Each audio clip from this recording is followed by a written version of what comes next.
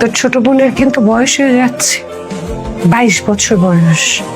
আর তোর তোর 32 হয়ে গেছে। তো তোর মা কি বলে গেল শুনেছিস তো? তোর ছোট বোনের বিয়ের আয়োজন করতে হবে। 12 তারিখে সবকিছু ঠিকঠাক করে ফেলেছে, আমাকে শুধু জানান দিতে এসেছে।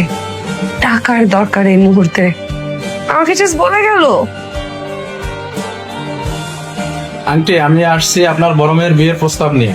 বিয়ের প্রস্তাব নিয়ে আসছো ভালো কথা, কিন্তু আমার মেয়ে ও না একটা ছেলের সাথে প্রেম করে, ওরেই বিয়ে করবে। আচ্ছা, এটা বিদেশে থাকে, এই জন্য তো তোমার প্রস্তাবে আমি রাজি হইতে পারলাম না। আন্টি একটু ভেবে দেখেন, ছেলে কিন্তু খুবই ভালো ফ্যামিলির। ও তো একজনকে পছন্দ করে, তার আরেকজনকে পছন্দ করবে বলো? এই জন্য আর বিয়েটা হবে না, তুমি এখন আসতে পারো। মা, তুমি এটা কি করলা? বড় আপুর বিয়ের জন্য আসছে, তুমি ছেলেটাকে না করে ঠিক করলা না?